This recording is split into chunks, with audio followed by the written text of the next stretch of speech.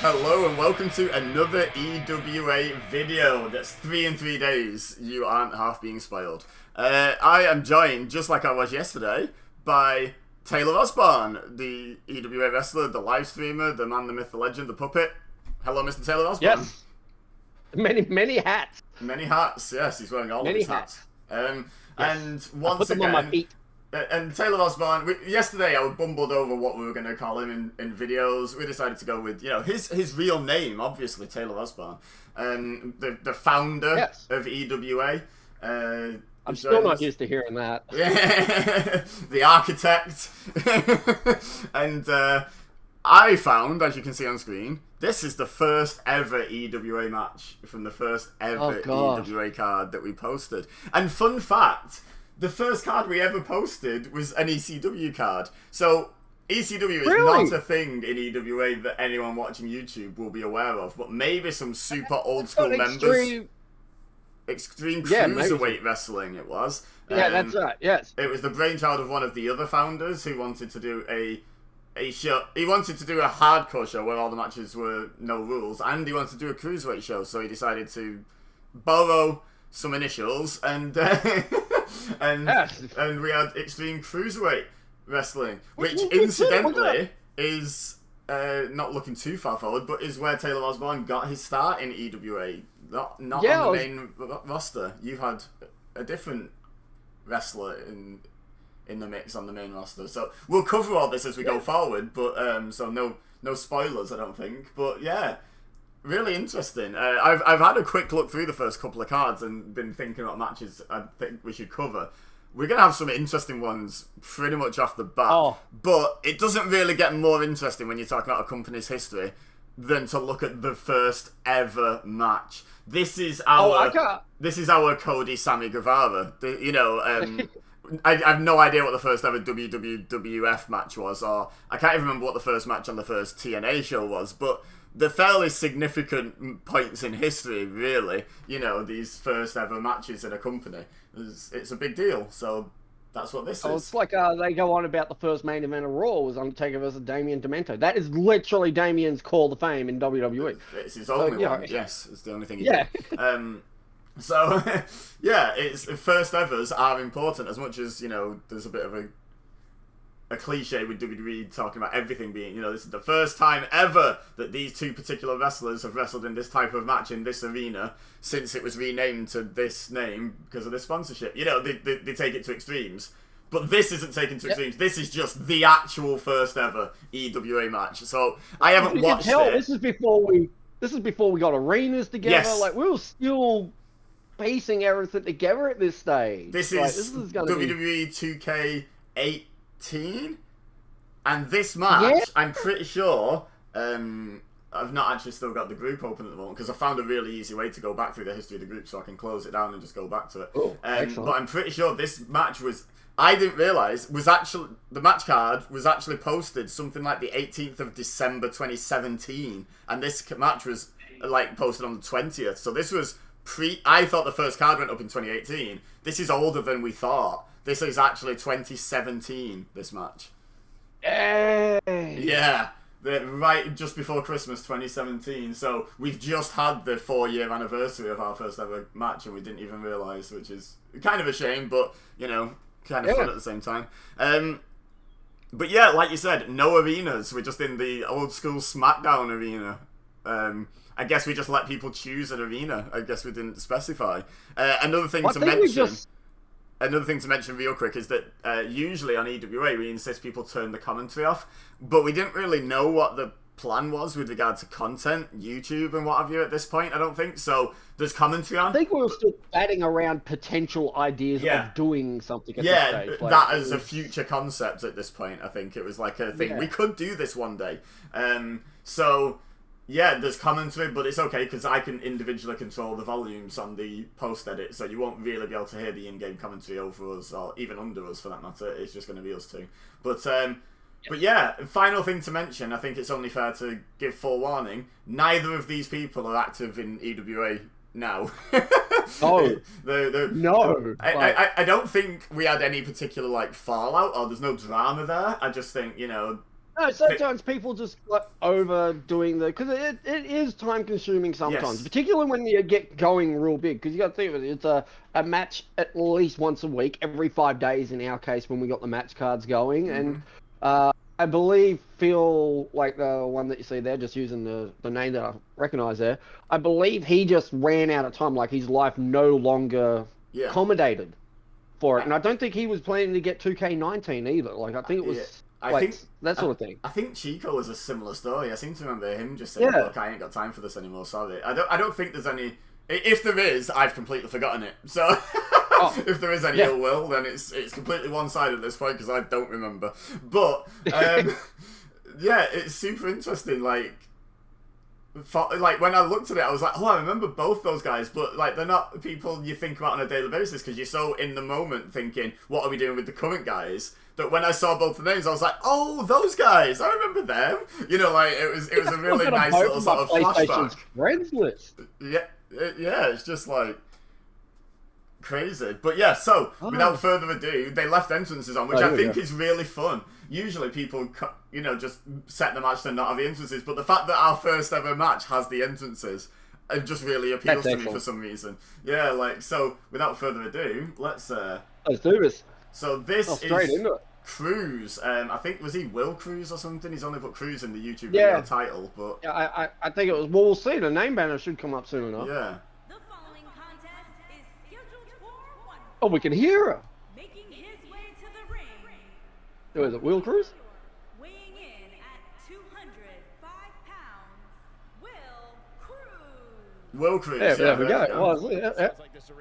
And then we've got some comments from Michael Cole. Let's ignore him. Yes. Who else that I guy? do every week anyway. Oh, there we go. Little front flip. Oh, look at that. He's being a cruiserweight. He took his hood down and it stayed up. Gotta love 2K for that. I remember one thing that we had we may have had the cruiserweight name, but I know the weight limit was like 215. So believe it or not, folks, when you see, and those who know him, Taylor Osborne was on the heavier side of the cruiserweights because he weighs in at 213. So Taylor Osborne was a big boy in this part of the league. Wow. Yeah. That little vanilla midget was a big guy in this. Oh, and here we go. Do you remember this guy's name before it comes up? Like I said. Oh no. There it is. Big Nasty. It was just in the video a second ago. Why did I forget? Like, this is dancing to the ring with a cane in a suit with wrestling pants on with Young Buck style flares. I remember loving this guy when he first revealed him. I was like, okay, I'm on board. It's like, I know it wasn't at the time because none of this was information I knew at the time, but his head's a bit like Miro. He's got Hitman's suit on, and then he's got Young Buck's lower part, and then he's dancing like the Godfather. It's just what an amalgamation of personalities this guy is. I can't remember if he wrestles.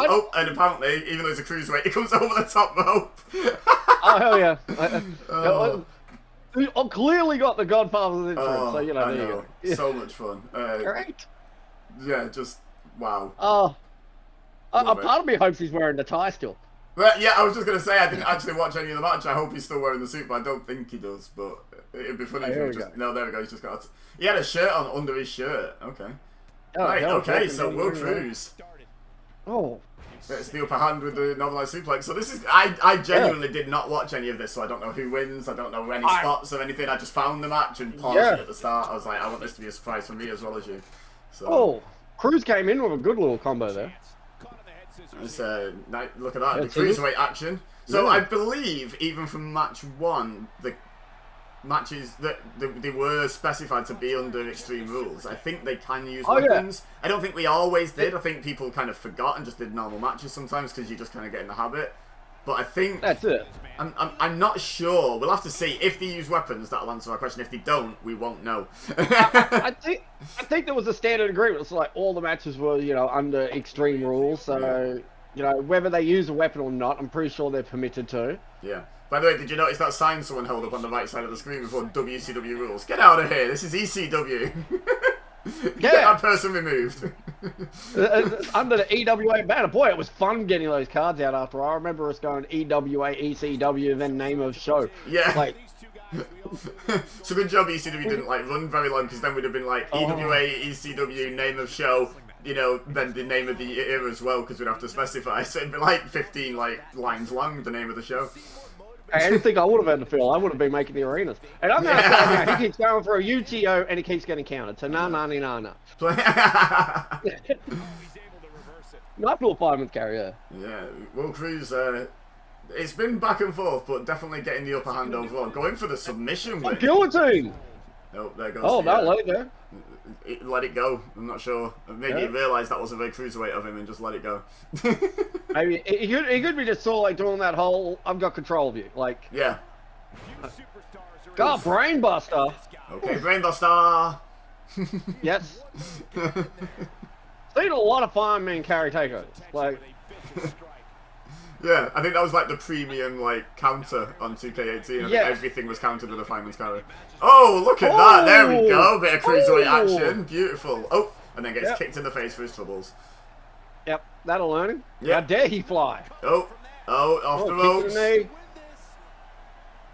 Oh, the spike Hurricane Runner. Very nice. Yeah. I mean, I've noticed he's got 413 on his shirt. I have no idea what significance that is. Nope, me neither. Maybe he's a week away from adopting a weed habit. I don't know. Yeah, who knows? Like, it could be his, you know. Oh. It could be his goal as far. Oh, he got caught. No, he didn't. No, he turns I thought he was about to be powerbomb. No. To the face. Tiger Maybe that's the pancake. 413. Oh, big splash. There's the big splash. Go for the pin. That was his finish, right? No, he doesn't go for the pin. No. He wants to stomp. Then he gets an elbow. Oh, dragon suplex. Dragon suplex with bridge. He's got him. 2. No. And no. Oh, that was close. That got close. Dodges the Enziguri. Yep. Nice high flying action there with the head scissors. Very nice, very nice. This has been fun. Like, this is like that's the risk with just arbitrarily using the first match. It could have been rubbish, but it's been alright so far. Yeah, so far it could have been like a 30-second. Yeah. I hit you. It's over. Oh, stood out powerbomb. Well, Cruz establishing himself as quite a powerful cruiserweight in this match, clearly. Like, he was not just a high flyer. He was a big strong boy too. So far, yes. Oh. Michinoku driver doesn't decide to hold it for the pin. Here we go. We've seen this before. He's going for it again. I do like that move.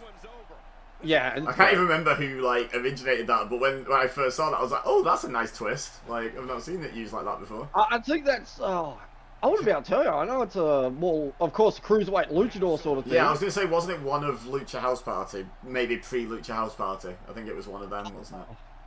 Yeah, that's the first person I saw do it anyway.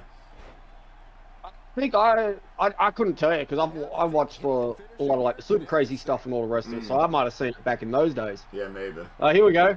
Before we had rules against this. Big Nasty having a dance. Yeah, the referee's not counting, so I think it might be under Extreme Rules. Yeah, no, it has to be Extreme Rules.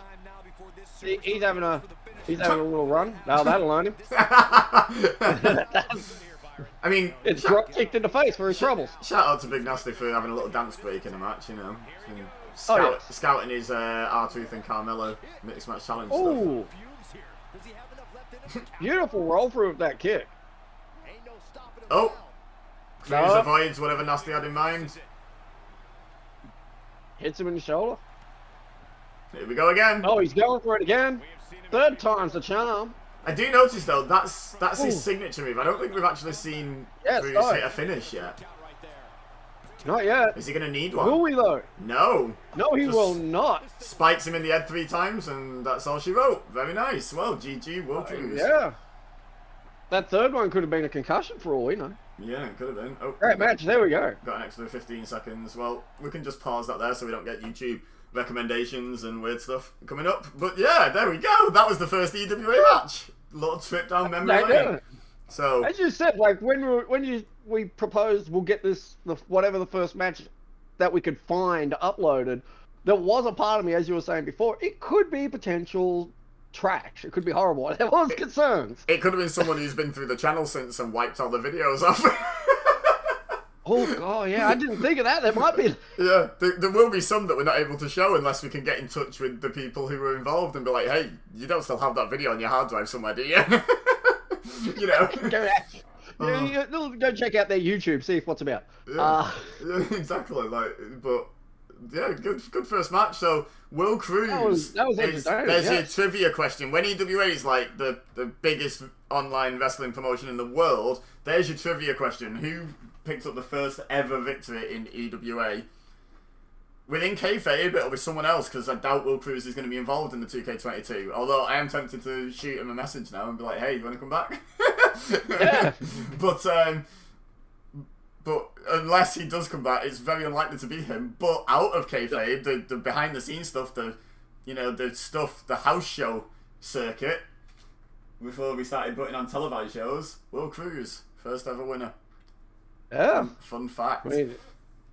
Yeah, it's actually entertaining. Yeah, good match. Good little fun fact, and yeah. I feel like Will Cruz, like, he's just a classic, like he's just a cruiserweight. He reminds me of like maybe a Paul London or something, like that kind of. Oh yeah, like I was getting early AJ vibes. Yeah, that too. Yeah, and then Big Nasty's like the character of the division. It seems he's without like. Aside from some of the drama that went on like around the guy, he's like when Enzo went to 205, he was like, "Hey, we need some big personality in here," and that Big Nasty's like our dude for that kind of thing, you know. Like there's a lot of wrestlers, and then you've got Big Nasty here who, you know, has a dance break in the middle of the match. Still put up a good representation of himself in the wrestling regard. Don't get me wrong. I'm not saying he's not a good wrestler. Oh, no. Just saying he was obviously a bit more of the personality side as well, which, you know, is always welcome. Yeah. We know that. That's, you know, I'm sat here next to Taylor Osborne. You know, we welcome the personality side of wrestling. Oh god, there's a part of me so like dreading. It's like, remember when we've all done it. You'll sit there and you'll go through an old photo album and you'll go, "Oh god, I can't believe I had my hair like that or I dressed like that." Part of me is really dreading when the first Taylor match comes up. I've already seen it and it's amazing. Oh really? I've not seen the whole match, but I've seen the first incarnation of Taylor to be in EWA, yeah, and yes. It's coming up very soon. Taylor was on the first card, and I think the first card is entirely interesting in my opinion. So I think. Oh, we're not putting up his first promo either. That was pretty off color. I think the good news is it wouldn't make good video content anyway, because it was before the time when I was like making cutscenes to go with the promos, so it would just literally be us reading a text post on Facebook. So it's not really that great. But so yeah, we could. That's the explanation why we're missing it. Nothing to do with it being off color. It was fine, honestly. Yeah. So yeah, but I thought what we might do is actually just go through the first match card and show all the matches, because it's just. So there's a reason I want to show each match, and I don't want to go too far into it, because I feel like I want to give people a reason to come back to find out what's going on. You know, like it's a bit of a next time on Dragon Ball Z kind of situation now. You know, like what will the match be next time? Gonna say don't worry, no one's going to say their origin every second episode. It'll be very, that's a Dragon Ball joke. Yes. But, for those who sat through the Cell Saga, know exactly what it is. But yeah, it's going to be fun. This I can tell already. Like I've enjoyed this video massively. Like just I'm looking forward to like the thing I'm most looking forward to. Like you said, is seeing like, hey, this is the first match of, like, for example, again, Taylor Osborne in EWA, and then going, wow, look how different he is, you know, kind of thing, because even the people that we don't remember evolving massively, they've, you know, we've been through 3 different video games in this, like, they're gonna be a bit different, you know. I know 2K20 didn't exactly last, but people still made their cars. There might still be footage from 2K20, and if there is, the hell yeah, I'm going to look at that, because it could be fun. It's going to be entertaining. Yeah, but even if we only look at 2K18 and 2K19, people remade the characters, and most people, when they're doing that, will look through the new options, they'll make tweaks, they'll make, you know, they'll go for the same character, but there'll be a different twist on that same character, so we will see people and be like, wow, they look different than I remember, and it's going to be really Well, fun. we know how the games work. They bring out DLC, like the WWE games Yeah. were always, until 2K20, they tried to change their standard thing, but before that, it was always like the game gets released, a couple months later you get your first character pack, a couple of months after that you get a movie pack, and then I think there's a final pack that has like outfits or an extra lot of characters or something. Like there was always like these, and yeah, you're dead on the money. Like when those packs came out, things changed. Like I know I used one of the move ones in 2K19. It overhauled half of Taylor's moveset. Yeah. Yeah, because new options become available. But yeah, let us know in the comments if, because obviously you guys watching don't know a lot about this non-televised history of EWA, but if you've got any suggestions, you know, I'd be curious to see what was the first X, you know, the first of this, the first time this happened. Then, you know, maybe we can look at integrating some requests as well, but we also have our own ideas, so if you know, just keep watching. Your ideas may well be used, but you know, it might be in the queue kind of thing, because I've got some things I want to broadcast on this channel, because it's going to be fun, this little trip down memory lane for sure. But yeah, I don't really have anything else to add. I think we can wrap it up here. Oh, I think this we can. Like, yeah, we're gonna be doing a lot, so it's sort of like, yeah, it's a perfect place to leave it. Yeah. Don't forget to leave a like, subscribe if you're new here. Check out. I'll put my links and Taylor's links in the description. I feel like we deserve it. We're putting the work in. We're sitting at the commentary desk, you know, like. Oh my goodness! Get our socials up on the screen like WWE do on entrances, you know. But oh, you remind me. I gotta change that on the game. What, your socials? True. Yeah, it's still the old Twitter handle on the Osborne tag. There we go then. I think, I'm not sure. There we are. If you search an old tag, if it'll show you the new account if no one's taken it over. I'm not sure. Anywho, we're going off track. Yeah, so leave a like, subscribe, yada yada yada, and come back tomorrow and we'll have something else for you, because yeah, this is like already my favourite thing to do since I started creating content for YouTube again, is this trip down memory lane. I'm really enjoying it. So yeah, we'll see you hopefully tomorrow. Bye. Catch you later.